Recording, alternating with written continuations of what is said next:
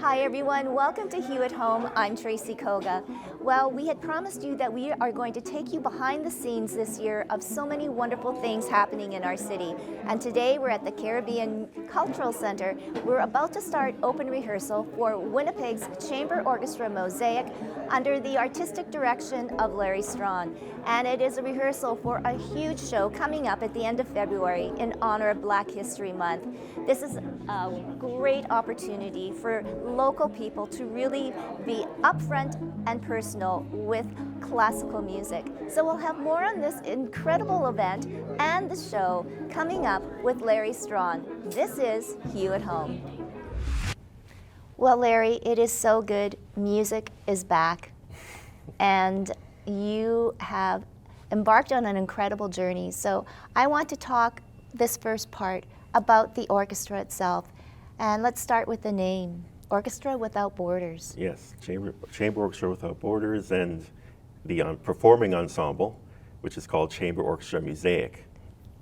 So just to sort of exemplify the cultural mosaic that appears in Winnipeg, and we wanted to bring, the other cultures that exist in Winnipeg through the creation of orchestral music. Wanted to highlight what other cultures have brought to the classical, the very European-centric classical medium of orchestra, but that many other cultures have sort of infused their particular brand of culture into that. And we're in a multicultural society, a multicultural city, and we want to sort of mirror what Winnipeg is through what we do. So they say that, music is a universal language and that all can enjoy. Is this something that you wanted to instill, Larry, when this was just an idea to do? Well, it didn't start off like that way for me because I'm a classically trained person. I went to U of M. I learned all the obligatory music that I need to learn by all of the masters throughout classical history. And sort of a turning point for me would be just kind of discovering the music of Scott Joplin and his rags and thinking, oh, there's a black man who wrote classically centric music in his own way with his own type infused African rhythms, and which became ragtime, and he's the leading exponent of it. And then I'm like, oh, I need to really explore this Scott Joplin. So I started to learn his music, and then that sort of just made me more aware of, okay, what other composers of color are there out there? And then when I was doing my master's in Virginia, I met an actual living African-American composer, Thomas Jefferson Anderson. So that just opened up another world for me. So when I came back at my master's and thinking of putting together an orchestra, because I had done so back in the during the flood of the century. That was the first time I put an orchestra together. And I remember we did our concert during the highest crest of the flood, and there's like 5 people in the audience. People were trying to save their homes, and I was doing a concert, right? And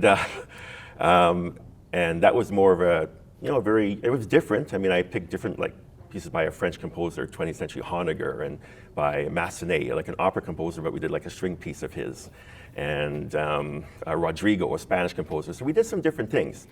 But there weren't any composers of color, per se, on the program, and there weren't any female composers either. No. So forward into mid-2000s when I'm putting this orchestra together, and I'm like, once I met Thomas Jefferson Anderson, I was like, I want to do one of his pieces, and he's a black composer. Well, let's just make the whole concert music by black composers. And so we did a piece of his about Malcolm X. We did a music by Eleanor Alberga, a female Jamaican composer. I wrote a short little piece for it, including steel drum. So, from that concert, we had some people that were really enthusiastic about it, and that's where Chamber Orchestra Without Borders was sort of created from that concert. Wow. And so that's where the nonprofit, it became a nonprofit organization, and from then on, the orchestra, I had called it Mosaic from the beginning, Orchestra Mosaic, but then the actual board was called Chamber Orchestra Without Borders. So that's where it started. So how do you choose your musicians?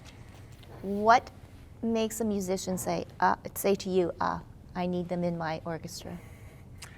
Well, they have to have the right background for it in terms of like their skill level. That's the first thing. I mean, I went to, I'm a graduate of the School of Music. I have a master's degree. I sort of been around people who've been university level performers. I've been around professional level performers, so I sort of have an idea of the kind of level I'm looking for.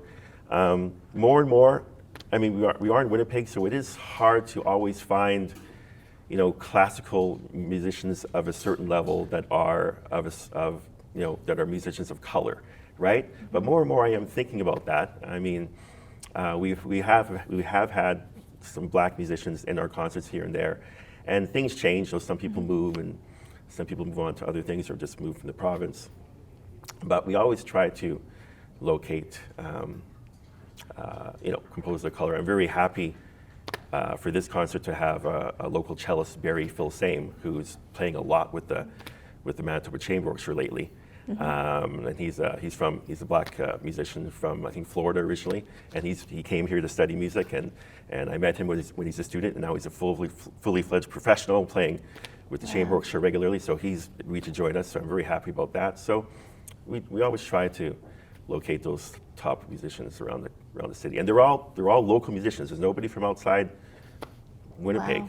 So amazing. There's a lot of incredible talent in the city. Yes.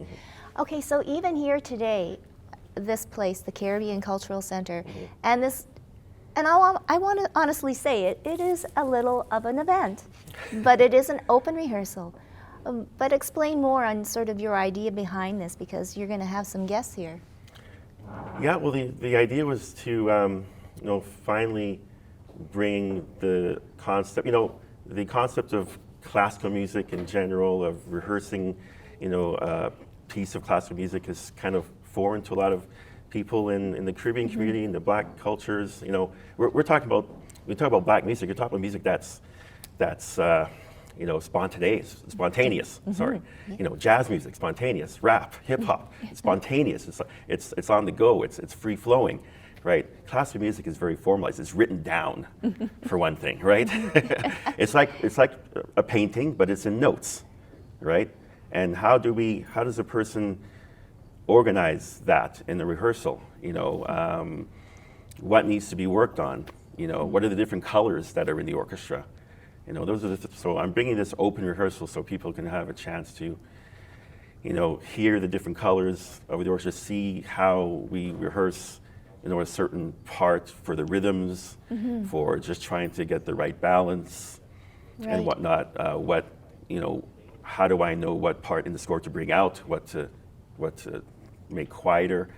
So just to see how that process goes in the rehearsal, and to just get a sneak peek also what they'll hear at the concert in a month's time, right? Wow. So we're rehearsing two pieces today, one from an African composer, and another one from a young Cuban composer, Jenny Pena. So, and that's for strings only. So, and actually that piece by Jenny Pena does involve a lot of improvisatory aspects to it, right? She has a lot of empty measures where she wants the players to emulate the sounds of Cuban or Brazilian percussion instruments and stuff like that. So she allows for a lot of improv, which is totally in touch with what her style, what her culture is in Cuba, Cuban music, right? Very free flowing. So, well, it's so interesting. So Larry, through all of this experience in creating this, what is your take now on music, and especially in the Black community? Is it growing? Is it something that needs to be brought out more? And have you made an impact? I think you have. Well, I think maybe an evening or an afternoon like today will maybe make an impact on the. I know that there's a young father who's going to be bringing his two children with him today, and maybe that'll make an impact on them. Because we do need to have, I think people in the Black cultures need to have more of these experiences, especially with regards to art music, classical music. That it's for them too. It's not. I know a lot of it.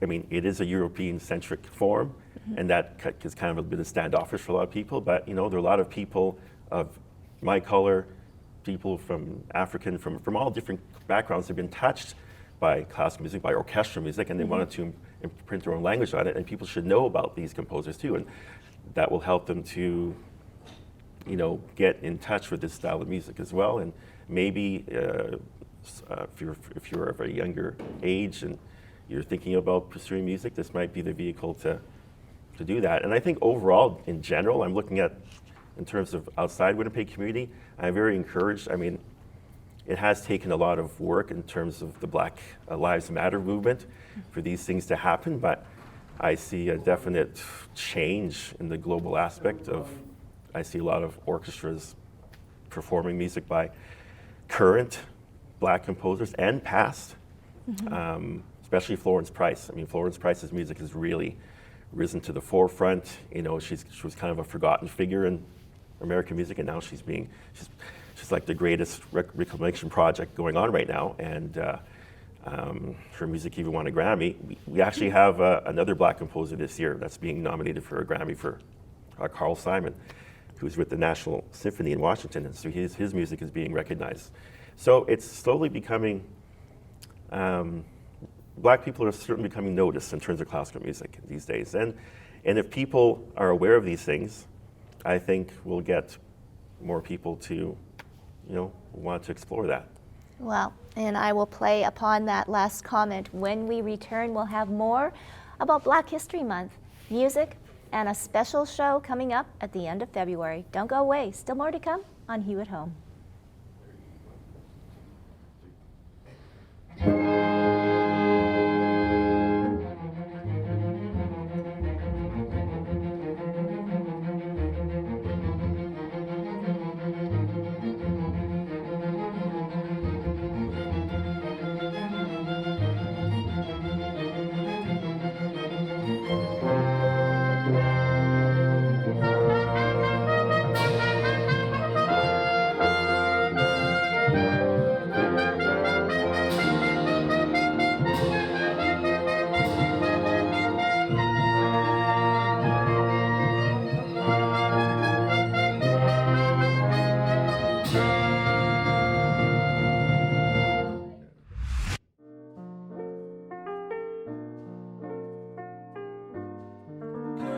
What's up?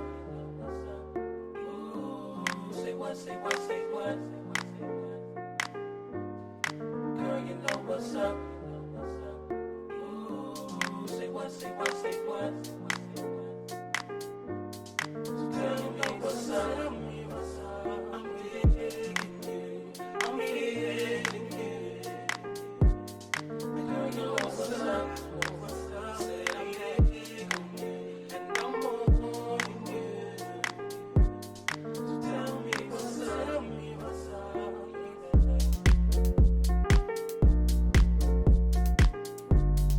Girl, you know what's up? Ooh, say what, say what, say what? Girl, you know what's up?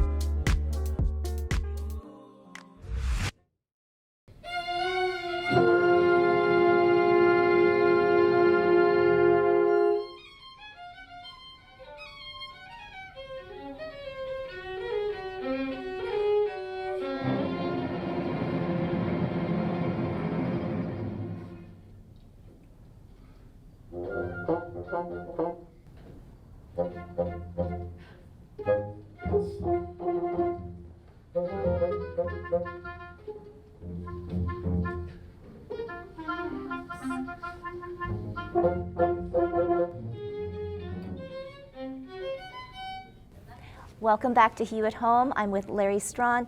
He is the artistic director of Winnipeg Chamber Orchestra Mosaic. And Larry, you have an incredible show coming up, Shall We Gather, on February 26th. This is Black History Month. This sounds like the show for everyone to attend that would like to be educated more on not only history, but music, correct? Correct.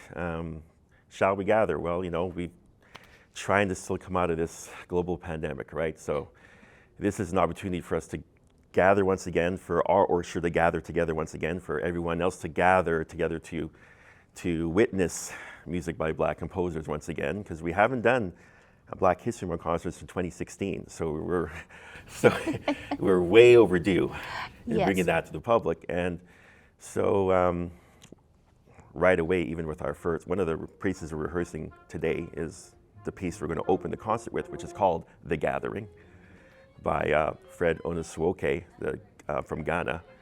So we're going to open that concert to welcome people back to something which we hope will be an annual event, because there's just too much music. There's too much music by Black composers out there to not have this as a yearly event. Always new things being created, always things that have been previously created that need to come out.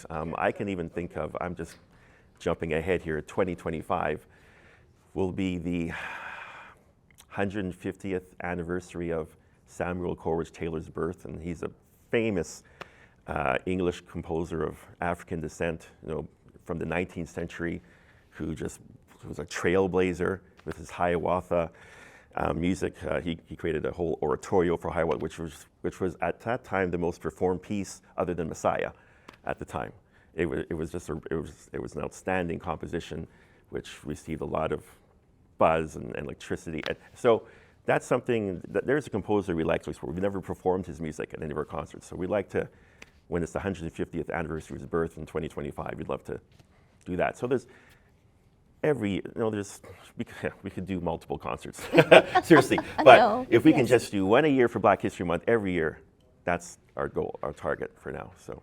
And you're incorporating singers and video too as well, so it really is a story. We want to make this an educational experience. We just don't want to make it, okay, we'll play one piece and then on to the next piece and on to the next piece. No, we want to make this an experience and also an educational one too. Visually, artistically, sonically, like every way we can possibly do it. And yes, we are bringing in 2 singers, and they're both going to be singing very important music. I mean, we have Zilla Jones, who's our artist in residence, and she's a mezzo-soprano, and she's going to perform this incredibly heart-wrenching piece called Tulsa 1921. And one thing I learned during the pandemic, unfortunately we had the death of George Floyd that happened during the pandemic, and we're sort of tying in with this concert the Black Lives Matter movement with aspects of the pandemic. So one thing that happened during the pandemic was the 100th anniversary of the Tulsa massacre in Tulsa, Oklahoma, which I didn't know anything about. So 1921, a white mob just obliterated in the span of a day an entire Black community. And it was known as Greenwood. This is in Tulsa, Oklahoma. There's a section in the town called Greenwood, which was known as Black Wall Street, because it was the most prosperous Black neighborhood in the States. And they had done so well for themselves, doctors, the lawyers. I mean, it was an incredible, they achieved such an incredible thing. And this is something that they started all by themselves by having to leave they had to escape the torture that they were enduring in the southern states, especially after slavery had ended. I mean, technically ended. A lot of whites, especially in South, could not accept that. They couldn't accept Black people owning land or Black people having to vote, and that was just unacceptable for them. So Black people's lives were even more intolerable, if you could believe it, under slavery. So they had to find somewhere else to go, and Oklahoma was the place to go because it was, at that time, it was called Indian Territory. They were allowed to go there, and it wasn't officially a state yet. It was still a territory, Oklahoma. But once Oklahoma became officially a state, and white people moved in, then there was always this simmering tension between the whites and the Blacks in the Greenwood area. And then once, all it needed was a little spark for something terrible to happen, and there was just this alleged, quote-unquote, rape of a Black person upon a white woman. Never happened. It was just a little altercation in the elevator. It wasn't even an altercation, just a stumble of a Black person going onto a train and maybe accidentally, falling into a white woman, and she screamed, and that's what precipitated this whole, they wanted, the white mom wanted to lynch this person. Black people moved in to prevent it, and then just all hell broke loose, and the whites moved into Greenwood and just shot, killed, burned the whole thing to the ground. And the most shocking aspect was they were so they so wanted to decimate this place that some of them took planes and went overhead and shot down at the residence and dropped bombs. I mean, it was just a brutal act that seems to have gotten swept under the rug throughout history. I mean, I didn't know anything about this. And the composer Adolphus Hailstork, who's really been very active in writing about Black issues and just honoring Black people throughout history.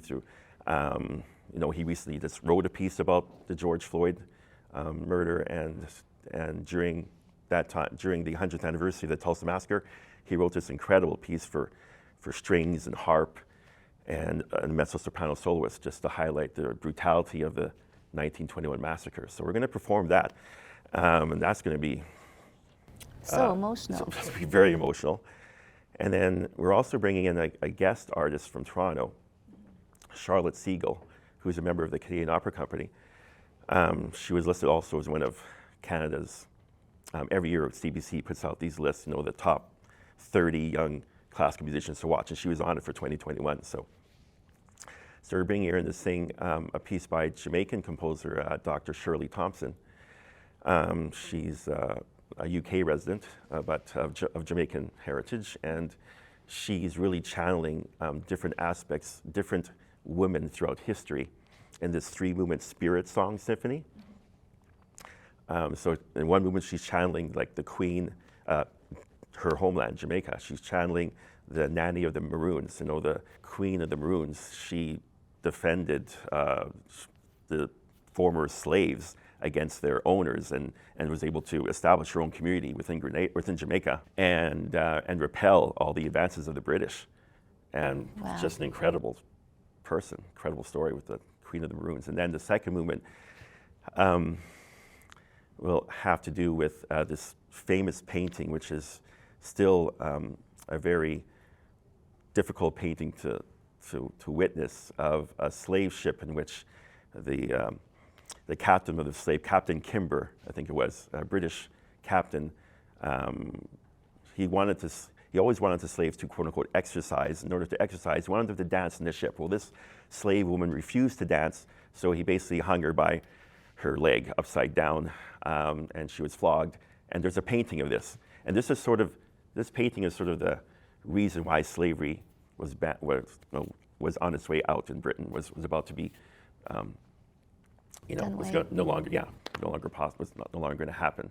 How it got extinguished there. So it's about that. And then the third movement is about a famous Black female aristocrat in England called Dido Bell. And there's a famous painting of her with her white sister. Dido Bell was a product of a union of a British captain and a slave woman. And she was brought over to Britain, where she lived this aristocratic life, but then again, being a Black woman in a white society was very difficult. So they have this famous painting that will show as well of her white sister, or I guess her, together with her, and being in the same proximity, which was very different for that time, to have a Black woman and a white woman wearing the same type of clothing. So. Yes, very, very. So these are all like very, very important movements and moments in history. For you, Larry, when you put the show together and when you finally perform it, is it kind of a catharsis for you? Like it's been a long time coming for you? It sounds like an incredible journey that you've been on.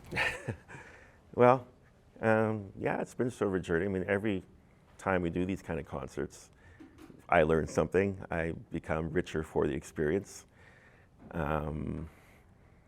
Because you're highlighting these composers that need to have a voice. Some of them, for the audience, most of them are not really well known at all. A lot of people come to me, I didn't know there were Black people that wrote classical music at all. No, so true. Which, from where I sit, is kind of like astounding, because I've been aware of Scott Joplin for decades and whatnot, but that's someone that's like me, that's immersed in classical music. But for those that are not and just know about Mozart and Beethoven, and like, there's a lot more out there. There's a lot more Yes. throughout history. That I kind of take. I hope that's changing in our schools in terms of, especially our universities, that we need to learn about these people. I mean, later on this year, there's going to be a feature film on Joseph Boulogne, you know, the person that was called the Black Mozart. We identify him as the first Black composer in classical music history back in the 18th century. He was born in Haiti and taken over to France, became a great swordsman, became a great conductor, became a great composer. He has like a Hollywood style life. I mean, it's an incredible life, which deserves to have a feature film. And that's going to come out sometime this year. But I should have learned about this person in school. Mm-hmm. One thing I learned about Joseph Boulogne is that he premiered a lot of Joseph Haydn's symphonies. And we always learn about Haydn. He's the father of the symphony. So we have to learn about Haydn. You know, he wrote 104 symphonies. We need to know about his important contribution. What about the person that premiered some of his compositions and was also a composer himself, someone who even Mozart admired? Yes. You know, we need to know about these people, you know? Well, hopefully we are taking one more step closer to that. Mm-hmm. So shall we gather? Where can we get tickets? And of course, the important part, the performance venue. Yes, so it's Sunday, February 26th, 3 p.m. at Bethel Mennonite Church. That's 465 Stafford. And you can reserve tickets by calling, I'll give you the number, 204-487-0302. You can also send us an email at chamorchwb, so chamorchwb@gmail.com. Oh, well, Larry, thank you so much for taking this time before the open rehearsal. We look forward to the concert on February 26th and let you and the members of this Chamber Mosaic continue on and play this incredible music. It's a gift to all of us. Thank you so much. Oh, thank you very much. We want to give a very special thank you to Larry Strong for being our guest on today's show and the staff at the Caribbean Cultural Center. And promise us that you will go out and have the best day ever, and we'll see you next time on Hue at Home.